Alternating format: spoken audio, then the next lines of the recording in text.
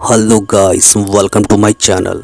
दोस्तों, आज मैं एक्सप्लेन करने वाला हूँ एक सुपरनैचुरल हॉरर थ्रिलर मूवी को जिसका नाम है द रुइंस, और इस मूवी को डायरेक्ट किया है कार्टर स्मिथ ने। दोस्तों, इस मूवी की स्टोरी काफ़ी यूनिक और अलग है क्योंकि इस मूवी में हम कुछ ऐसे पौधे को देखेंगे जो इंसानों को खाते हैं और इंसानों को अपनी जाल में फंसाने के लिए उनकी ही आवाज़ की नकल करते हैं। और दोस्तों, इस तरह के प्लांट्स हमारे रियल लाइफ में भी एग्जिस्ट करते हैं। एग्जाम्पल पे आप वीनस फ्लाई ट्रैप को ही ले लो, जो कि एक मांसाहारी पौधा है। और दोस्तों, इस मूवी में कुछ कपल्स अपने वेकेशन के लिए मैक्सिको आते हैं और वो लोग एक ऐसी जंगल में जाके फंस जाते हैं जहां से वो लोग कभी भी जिंदा वापस लौट कर नहीं आएंगे। वीडियो को स्टार्ट करने से पहले दोस्तों, आप लोगों से रिक्वेस्ट है कि वीडियो को एक लाइक और चैनल को सब्सक्राइब किए बिना नहीं जाइएगा, क्योंकि दोस्तों आपका एक लाइक और सब्सक्राइब हमें वीडियो बनाने में बहुत ही ज़्यादा मोटिवेट करता है। तो चलिए दोस्तों, अब बिना टाइम वेस्ट किए वीडियो को स्टार्ट करते हैं।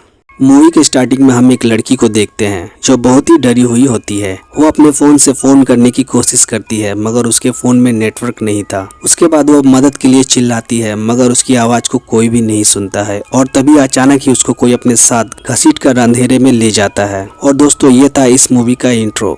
उसके बाद सीन कट होता है और हम दो कपल्स को देखते हैं और उन सभी का नाम जेफ, एमी, एरिक और स्टेसी था। ये चारों अपने वेकेशन के लिए मैक्सिको आए थे। वे सभी वेकेशन को एंजॉय कर रहे थे कि तभी एमी की एंगेजमेंट रिंग खो जाती है। वे सभी उस रिंग को ढूंढते हैं पर वह रिंग उन लोगों को नहीं मिलती है। और फिर वही हम इस मूवी के 5वें कैरेक्टर को देखते हैं जिसका नाम मैथियस था, जो एक जर्मन टूरिस्ट था और उसे ही एमी की रिंग मिली थी और वह उस रिंग को एमी को देने आया था। उसके बाद वे सभी एक दूसरे के साथ इंट्रोड्यूस करते हैं, जिससे यह पता चलता है कि मैथियस अपने भाई को ढूंढने मैक्सिको आया है। दरअसल उसका भाई अपने एक फ्रेंड के साथ इस गाँव के एक टेम्पल में गया था और उसका फ्रेंड एक आर्कियोलॉजिस्ट था। वह उस टेम्पल में कुछ खोज के लिए गया था मगर कुछ दिनों से मैथियस से उसके भाई का कोई भी कांटेक्ट नहीं था। मैथियस उन लोगों को अपने साथ उस टेम्पल पे जाने के लिए इनवाइट करता है और वो उन लोगों को बताता है कि वो टेम्पल वहाँ के मैप में भी नहीं है। इस बात को सुनकर वे सभी लोग टेम्पल में जाने के लिए एक्साइटेड हो जाते हैं। नेक्स्ट मॉर्निंग वे सभी लोग एक टैक्सी वाले को उस जगह पर चलने के लिए कहते हैं, मगर उस जगह के नाम सुनते ही उस ड्राइवर के पसीने छूट जाते हैं। वह ड्राइवर उन सभी को उस जगह जाने से मना करता है। वह ड्राइवर उन लोगों से कहता है कि वह जगह श्रापित है और वहाँ जो भी जाता है वहाँ से जिंदा वापस नहीं आता है, मगर वो लोग उस ड्राइवर को एक्स्ट्रा पैसे देकर उस जगह चलने के लिए मना लेता है। उसके बाद वे पांचों उस कार में बैठकर उस लोकेशन की ओर निकल जाते हैं। वो टेम्पल जंगलों के बीच बना हुआ था। कुछ दूर जाने के बाद वो ड्राइवर उन सभी को आधे रास्ते में ही उतार देता है और उन लोगों से कहता है कि वो इसके आगे नहीं जाएगा, और वो ड्राइवर उन लोगों को वहाँ उतार कर वहाँ से वापस चला जाता है। और फिर वो लोग मैप की मदद से उस टेम्पल की ओर जाने लगते हैं। कुछ दूर जाने के बाद वो लोग नोटिस करते हैं कि उन लोगों के फोन्स में नेटवर्क नहीं था, और फिर वही मैथियस अपने भाई की जीप को देखता है, जिससे वो लोग श्योर हो जाते हैं कि मैथियस का भाई उसी टेम्पल में गया है। उसके बाद वे सभी मैप की मदद से उस टेम्पल तक पहुंच जाते हैं।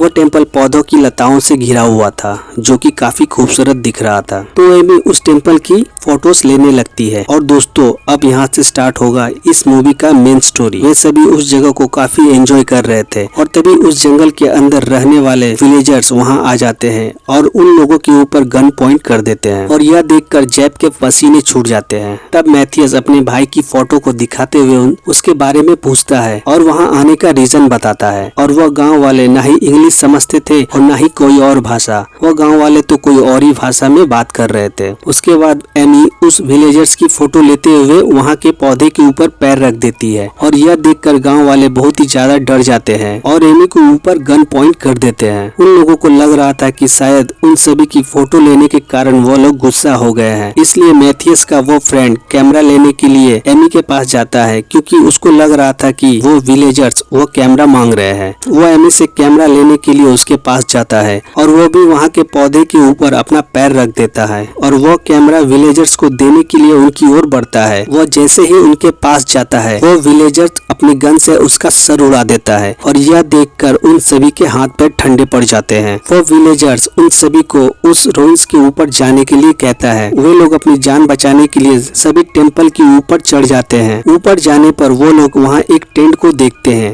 एरिक मदद के लिए फोन करने की कोशिश करता है मगर फोन में नेटवर्क नहीं था। वे सभी बहुत ही बड़ी मुसीबत में पड़ चुके थे, क्योंकि अब वो लोग न किसी को मदद के लिए बुला सकते थे और न ही वो लोग नीचे जा सकते थे। अगर वो नीचे गए तो विलेजर्स उन्हें मार देगा। आखिर क्यों वह विलेजर्स उनकी जान के दुश्मन बन चुके हैं, ये मिस्ट्री हमें आगे पता चलेगा। कुछ देर बाद सभी विलेजर्स उस टेम्पल के चारों तरफ अपना टेंट लगाने लगते हैं ताकि वो लोग वहाँ से भाग न सके। वे सभी लोग उस जगह कैद हो चुके थे। वो लोग अपना वेकेशन मनाने यहाँ आए थे, मगर वो लोग कभी नहीं सोचे थे कि यहाँ आना उन सभी की सबसे बड़ी गलती हो जाएगी। सब कुछ बहुत ही अच्छा चल रहा था, मगर एक ही पल में सब खत्म हो गया। किसी की जान चली गई और ये सभी लोग यहाँ फंस गए। वे सभी मायूस होकर बैठे थे कि तभी वो सभी लोग फोन बजने की आवाज को सुनते हैं और वो रिंग रूइंस के अंदर से आ रही थी। अंदर झांकने पर उन्हें कुछ भी दिखाई नहीं दे रहा था, जिससे यह पता चलता है कि वो कैब काफी गहरा है। रिंगटोन के बजने से मैथियस कहता है कि यह फोन उसके भाई का है, क्योंकि वो उस रिंगटोन को पहचानता था। मगर सभी लोग इस बात से हैरान थे कि गुफा के अंदर सिग्नल कैसे मिल रहा है, जबकि बाहर किसी के भी फोन में नेटवर्क नहीं था। उसके बाद मैथियस नीचे जाने का फैसला करता है और वह एक रस्सी की मदद से उस गुफा के अंदर जाने लगता है। कुछ दूर जाने पर अचानक ही वह रस्सी टूट जाती है और मैथियस काफी ऊपर से नीचे गिर जाता है। काफी ऊंचाई से गिरने के कारण मैथियस की कमर की हड्डी टूट जाती है। उसके बाद स्टेसी मैथियस की मदद करने के लिए रूइंस के अंदर जाने का फैसला करती है और आधी बची रस्सी की मदद से वो रूइंस के अंदर जाती है, मगर रस्सी छोटी होने के कारण वह नीचे तक नहीं पहुंच पाती, जिसके कारण वो काफी ऊंचाई से नीचे छलांग लगाती है।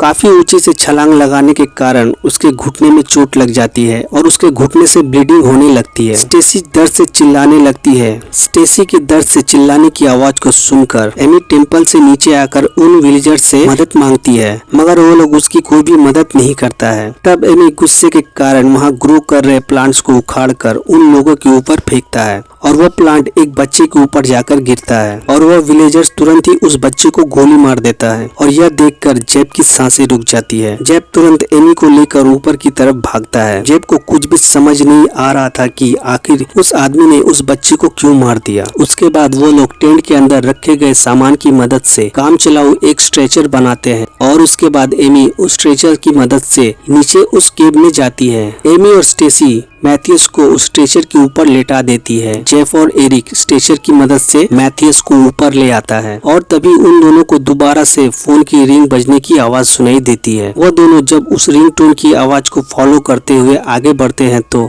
वहाँ वो लोग एक लेडी की डेड बॉडी को देखते हैं, जो कि पूरी तरह से सड़ चुकी थी और उस लेडी के हाथ में एक फोन था, मगर वो फोन टूटा हुआ था। और दोस्तों, ये वही लेडी है जिसको मूवी के स्टार्टिंग में दिखाया गया था। टूटे हुए फोन को देखकर उन दोनों की बोलती बंद हो जाती है, क्योंकि अगर फोन टूटा हुआ है तो रिंगटोन की आवाज कहाँ से आ रही थी। और फिर अचानक ही दोबारा से वो रिंगटोन बजने लगता है।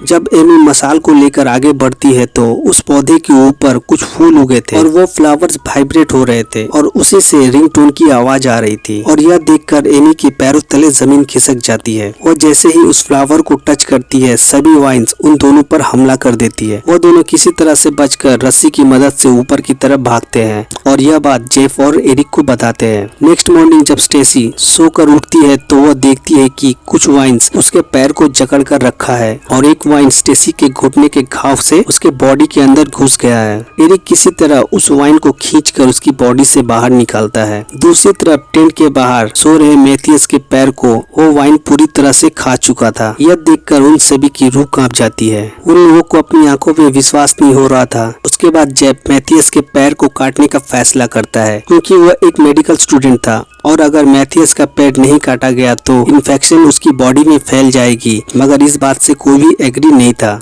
मगर मैथियस खुद चाहता था कि वो लोग उसका पैर काट दे।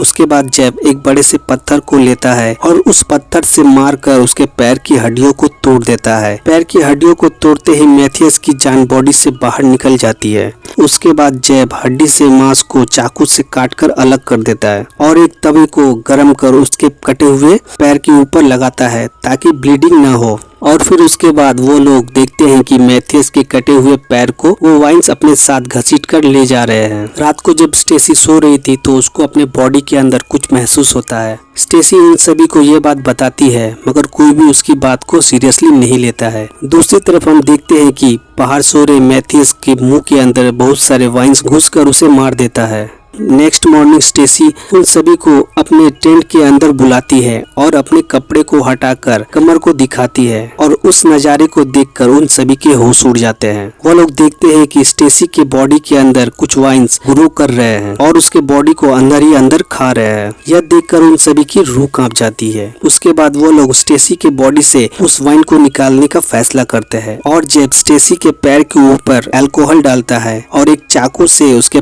पैर को काट कर उस वाइन को उसके बॉडी से निकालता है, मगर वो वाइन्स उसके बॉडी के अंदर हर जगह थे। उसके बाद स्टेसी घूमकर अपने कमर को दिखाती है जहां और भी वाइन्स ग्रो कर रहे थे। जेफ उसके पीठ को चीरता है और उसके अंदर हाथ घुसाकर उस वाइन को खींचकर बाहर निकालता है, जिससे स्टेसी डर से तड़पने लगती है। उसके बाद स्टेसी उन लोगों को बताती है कि वो वाइन्स अभी भी उसके बॉडी के अंदर है और तभी वो लोग देखते हैं कि वो वाइन उसके सर के अंदर ही अंदर घूम रहा है। नेक्स्ट मॉर्निंग स्टेसी अपने दोस्तों के उठने से पहले ही उठ जाती है और वह एक चाकू लेकर अपनी बॉडी को जगह जगह से काटने लगती है ताकि वो अपने बॉडी के अंदर से उस वाइन्स को निकाल सके। जब वो सभी लोग अपने टेंट से बाहर निकलते हैं तो उस नज़ारे को देखकर उन सभी की दिल दहल जाती है, क्योंकि स्टेसी अपनी बॉडी को पूरी तरह से काट चुकी थी। जब जेफ उसके करीब जाता है तो वो उस चाकू से उस पर हमला करती है। यह देखकर एरिक जब उसे रोकने की कोशिश करता है तो स्टेसी उस चाकू को एरिक के छाती के अंदर घुसा देती है और एरिक वहीं ऑन द स्पॉट मारा जाता है। एरिक के मरने के बाद वो लोग देखते हैं कि